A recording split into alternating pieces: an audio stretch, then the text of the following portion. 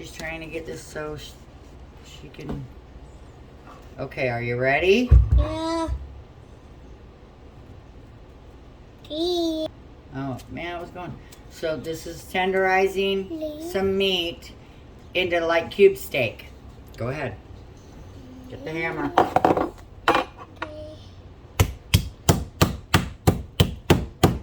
Whoa. That's okay. Keep going. Hold on. Okay, keep going. I'm doing good job. Yeah, you're doing great. Okay, get this piece. All right, and then right here a little bit more. All right. Do the pokey part now. Now you're going to do the pokey part. Right. Why do we need wrapper on there? Because it's, if you don't do it with the wrapper, pieces of meat go everywhere. Okay, get it. You don't got to do it as hard. You just do it a little bit. There you go. It's pretty much for looks. Just get it all around. Over here, over there. Yeah, and the little piece. Good job. Did I do it? And it's that easy. Did I do it? What? Hey. We are going to walk through Swiss steak today. You know, so I make dinner every night almost for my husband. So I'm always like, you should have taped that. You should have videoed that, blah, blah, blah. Anywho, so I'm going to try to like kind of condense these. I mean, I don't know if I'm into a half an hour video sometimes either, but if it keeps my attention, I can do it. But so I do have my meat tenderized because I didn't. Okay, so it calls for cube steak. I only had so much cube steak, not a lot. So, I mean, I can feed us for a couple days if I have a little more. So I pulled out sirloin steaks, because, you know, the forgetful cook, it's actually a round steak that you want to tenderize with a mallet and, you know, get it real thin. And I had let my granddaughter do it, the last piece, and I'll cut it into the video somewhere, but. And it's that easy. My 5-year-old granddaughter did it. So, anyways, so I'm glad you're here, and we'll have a wonderful dinner when we're done. All right, I got some flour in here. Like I said, I'm going to give the measurements in the description because I'm doubling it. But so you take your whatever amount of flour. And your seasoning. I put it all together in this bowl and just put it in with the flour. And we're going to mix it up a little bit. Use that tablespoon. I usually use a whisk, but I don't really want to dirty anything up again today. So, put your flour seasoned. I just make sure it's all in there. Alright, and then we're going to dip it in, and we're going to fry it. Now, I am going to use my Instapot today, but I have so many pieces that I got to fry up, and usually I do it in there if I only had a few, but it's going to take forever if I do it in the Instapot. So I'm going to fry it in my own pan. And this is what you would have to do if you don't got an Instapot. You can totally do this recipe in a crock pot. And then you would have to fry it in your own pan anyways, because you want to, you know, dip it in your flour and fry her up. And you're just browning. And getting these, I don't know, like a sear to hold it. Anyways, just says, I'm just following directions here. So, but I do like the Instapot for this recipe. This is one of my favorite recipes. I'm taking that off. I don't like it. Okay, you're going down. And then, yeah, a little fatty part right here. We're just going to carve that off to the best of our ability without cutting the meat. There we go. That's fine. Okay, it's going in. That's a big piece. Okay, put that little one in there. Next one, this Swiss steak is just delicious. And I started using fire roasted tomatoes. Oh man, they're so good. I did use, it does just call for I think just a regular can of regular old tomatoes, diced tomatoes, but I think I used this one day to try them out, and I haven't went back to regular tomatoes because the fire roasted are just so delicious. They're my favorite. I think the Italian stewed ones would be good too, but there's something about these fire roasted that are just super yummy. Okay, so I'm going to fry all these up, and then I'm going to show you what I do per directions on here for the Instapot. You got to deglaze the Instapot, so you really just want to deglaze the frying pan if that's what you're using to do this, and you're not doing it in the Instapot, frying these all up. But it is pretty nice to do in the Instapot because you're not dirtying another pan. But like I said, I got a few to do, and they'll only fit like 2 of these bigger ones, so that takes me forever. Alright, so we will be back. Okay, this is how you deglaze the pan. Alright, get a wire whisk, because you're going to pull all that yumminess off the bottom. So it tells you to use the beef stock. Like I said, I'm doubling the batch, so I have a double amount of beef stock. And then you pour it in your pan. And then you're going to start, I'm going to use the wire whisk and start getting that stuff off the bottom. Now, you don't have to use a wire whisk. I'm sure you could use a fork. Or, you know, I guess just a fork. I don't know, spatula, like a wire. But see, like, you know, a lot of people cook with non-stick, so you could totally use, you know, if it's non-stick, stuff still sticks to the bottom of non-stick, kind of. So you just use a harder spatula, harder plastic, and just, you know, work it off there. Like I can even get it off the sides after a little bit of it being on the heat. Hope you can hear me. I'm sorry. I don't want to be... and then, yeah, you start to get this nice, rich... kind of like a sauce, I guess. I'm getting it off my sides. And up over here, I'm just going to bring some liquid up there and get it with my, I think, whisk. Okay, so... And then in the Instapot, if you would be using the Instapot to brown your steaks up, this is what you do. You just put the beef broth in the bottom of that, and you get all the good stuff off the bottom. And then I'm also, now it doesn't call to do this, but I want to because all my seasoning is in that flour. So I thought about putting all the flour in there, but I'm just going to take like 2 tablespoons and add it to this because I want more seasoning in there. And I don't want to turn it into gravy though. So it will like make it a little thicker. So that's a half. Let's do that.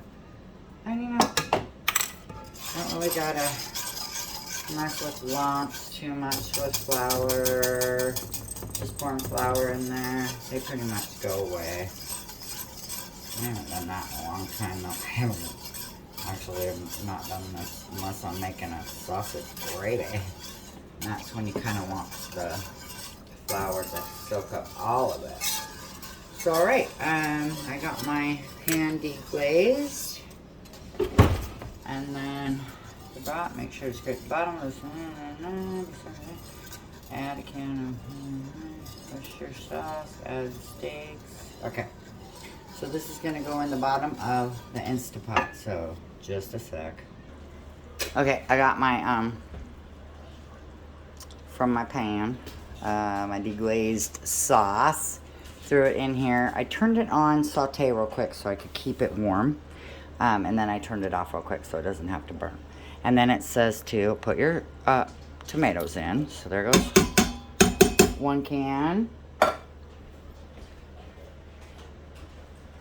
remember I said I was doubling it, so it only really calls for 1 can. But I am doubling it. Yeah, how many times can I say I'm doubling it? 2. Now, what? 3. Anyways, okay, and then the Worcestershire, however everyone pronounces it. I'm sorry, I forgot to get it out. There, that's okay. It's who I am, and it's all right. Let's see. So add the can, add the Worcestershire, add the vinegar, add the steak. So since we doubled it, we're gonna double. Well, I don't think I'm gonna double the wine. Yeah, I will. The vinegar. It's not wine. It's red wine vinegar. We're gonna double it because we doubled everything else. It's just sometimes I don't like the vinegar being so, predominant or not, but we'll see. Because I don't think I've doubled this recipe.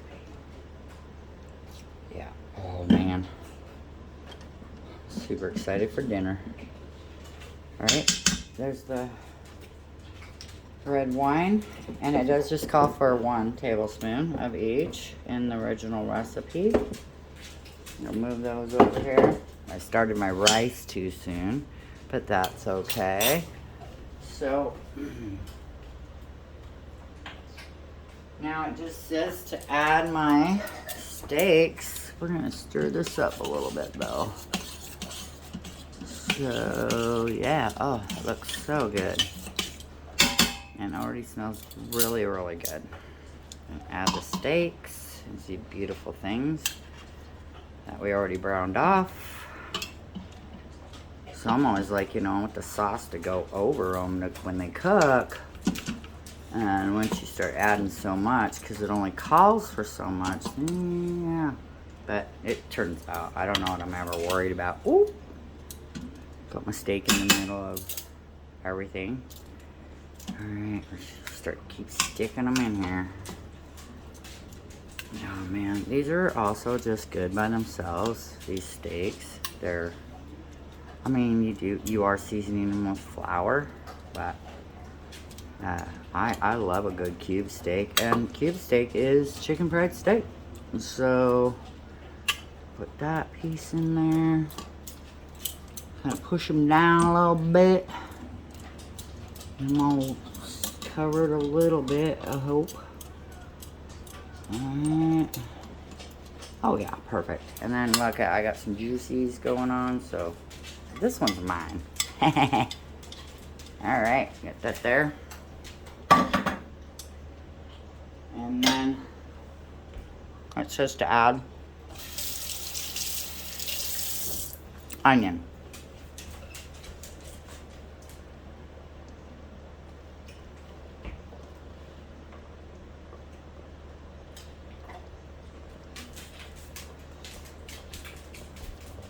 Sorry, I was making sure I got everything. Because once again, I'm kind of put my own spin on stuff sometimes because I've already done it. And maybe I shouldn't be doing that for you, but I figure, you need to put your own spin on it too. Like if you don't like onions, don't put onions in it. The original recipe actually calls for carrots and potatoes, but we would prefer this with rice, so I don't put the carrots, and I'm not a big cooked carrot fan. My husband likes them, but you know what? He ain't cooking. That's the beauty of being the cook. If I don't like something, I don't have to have it. Anyways, the original recipe, which I will try to find, because I don't even remember where I found this one. But I'll try to look it up and make sure that it's in the comments or description. And because, you know, it is a one potter. So you could have your potatoes in here, your carrots. You know, it's done in, I don't know, 30 minutes. Because it says it's got to use pressure for, or get to pressure. It's got to get to pressure, and then it's 25 minutes. But it takes about 10 minutes to get to pressure. All right. I'm going to put the lid on. 25 minutes. So you can see that. On. We're going to go manual. And we're going to, oh, see, hold on now, dang it. Okay, we're going to turn it off, and then we're going to go manual. And then we're going to go 25. Okay, and then we got to make sure that this is sealed. It says venting, and sealing.